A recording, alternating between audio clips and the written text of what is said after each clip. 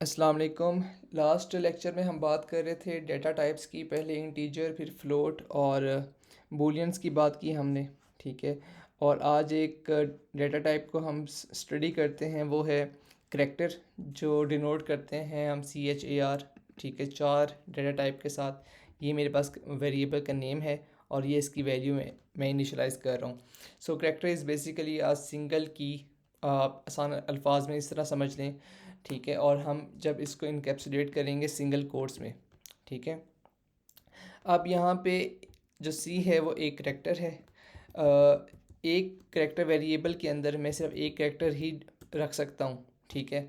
और जिस तरह आप सी आउट कर सकते हैं, बिल्कुल सी इन भी कर सकते हैं। फॉर एग्जांपल मैंने यहाँ पे किया भी है, करेक्टर मैं इनपुट करता हूँ फॉर एग्जांपल पी, तो बिल्कुल पॉसिबल है।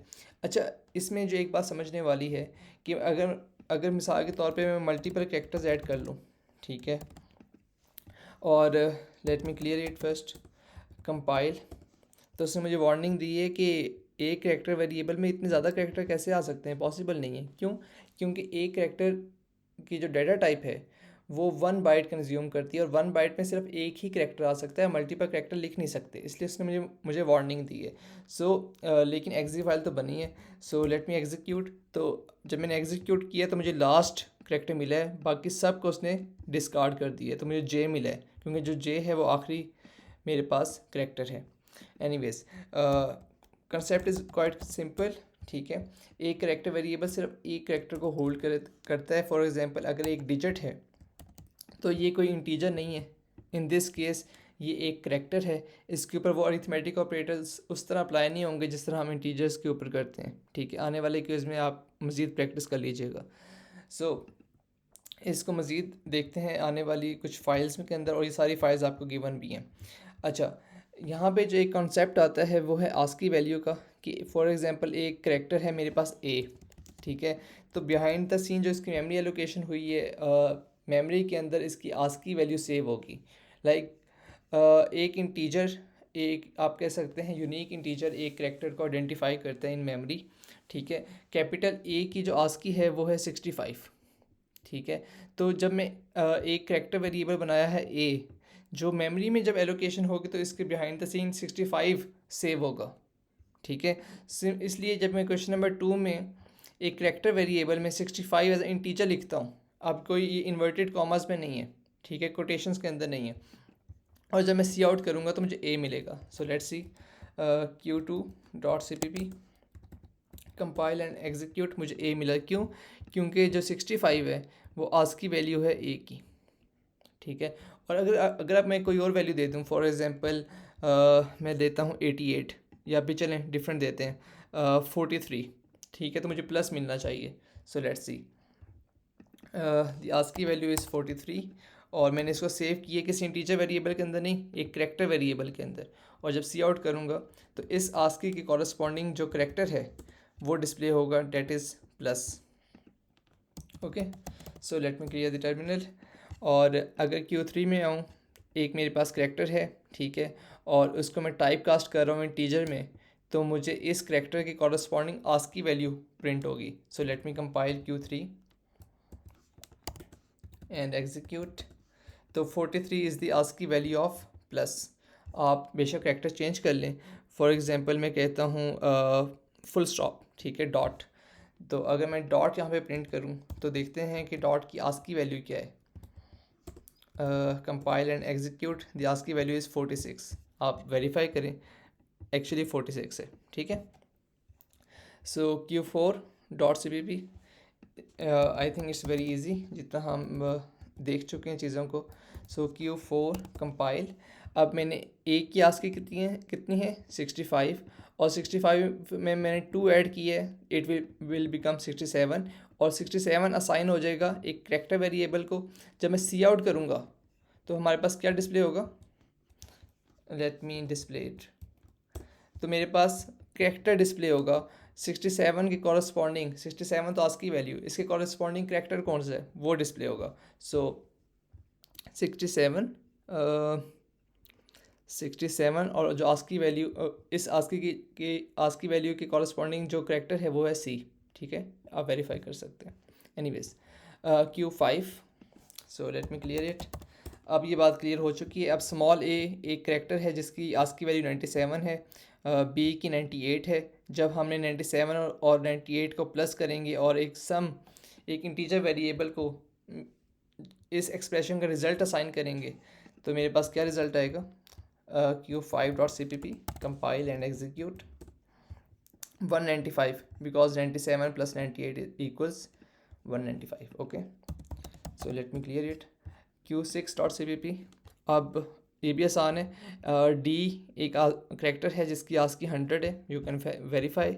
स्मॉल डी की जो आस्की वैल्यू है वो 100 है और स्मॉल ए की 97 है।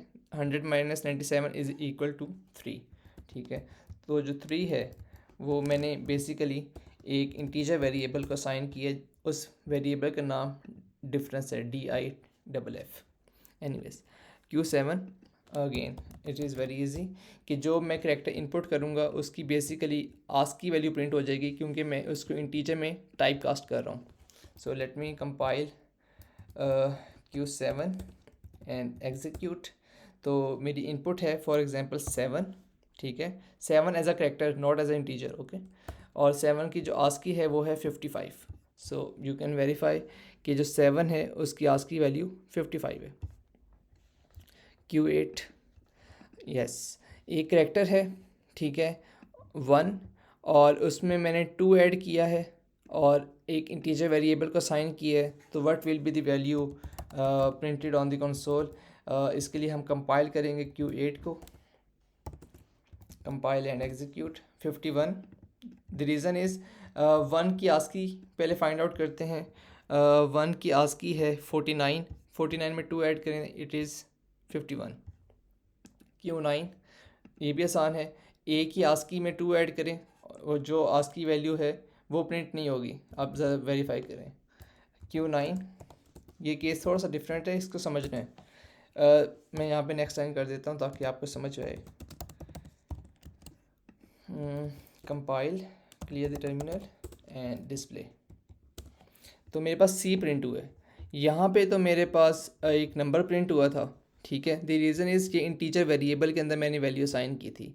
यहाँ पर एक करेक्टर प्रिंट हुआ है क्योंकि इसका जो रिज़ल्ट है, ठीक है, C+2 का, मैंने एक करेक्टर वेरिएबल को साइन किया क्योंकि जो C है उसकी डेटा टाइप करेक्टर है। तो ए के आस्की के अंदर 2 ऐड करें तो ये क्या बनता है? ए की आस्की कितनी है? 65, सॉरी, ए की आस्की है 65, इसमें 2 ऐड करें 67, और 67 बेसिकली एक करेक्टर वेरिएबल को साइन हो रहा है। जब मैं इसको सी आउट करूँगा तो मुझे इस 67 की कॉरस्पॉन्डिंग जो करेक्टर है सी वो डिस्प्ले होगा। तो यहाँ पे हमारा पास कंसोल में प्रिंटिंग हुई है। जब आप इसको प्रैक्टिस करेंगे तो आपका कंसेप्ट जो है वो क्लियर हो जाएगा। सो डोंट वरी अगर आपको कोई बात अभी नहीं समझ में आई, क्विज़ भी हमारे लिए है और वहाँ से भी हमारे जो कॉन्सेप्ट्स हैं वो क्लियर हो जाएंगे। अच्छा, कुछ स्पेशल करेक्टर्स होते हैं जो पहले हम डिस्कस कर चुके हैं। एक स्पेस है, वो भी एक करेक्टर है। ये एक करेक्टर है, टैब, ठीक है, _T, ठीक है, और ये नेक्स्ट लाइन का एक स्पेशल करेक्टर है, ये भी एक करेक्टर ही हो गए और यहाँ पे हम प्रिंट कर सकते हैं। So I think it is very easy क्योंकि एस्केप सीक्वेंस में हम ये ऑलरेडी देख चुके हैं। So Q10 compile and execute. तो ये हमारे पास प्रिंटिंग हुई है। यहाँ पे 1 टैब क्यों आई है? इस टैब की वजह से। ये टैब एक करेक्टर वेरिएबल है जिसके अंदर जो वैल्यू है _T है। ठीक है, इसको समझ लीजिएगा, आसान है, मुश्किल नहीं है। न्यू लाइन के अंदर \n है जिसकी वजह से वो नेक्स्ट लाइन पे जा रहा है। Clear it? Q11, ठीक है, और ये थोड़ा सा समझने वाली बात है। Q11 compile and execute. तो आंसर आया मेरे पास 135। ठीक है, क्योंकि C की आस्की को और D की आस्की को ऐड किया है और करेक्टर वेरिएबल को साइन किया है और उसको फिर इंटीजर में कन्वर्ट किया है। अगर मैं यहाँ पे टाइप कास्टिंग ना करूँ फिर क्या होगा? इसको आपने प्रैक्टिस करना है।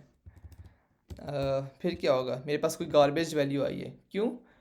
क्योंकि शायद इन दोनों की आस्की से ऐड करने के बाद जो करेक्टर है वो एग्जिस्ट ही नहीं करता।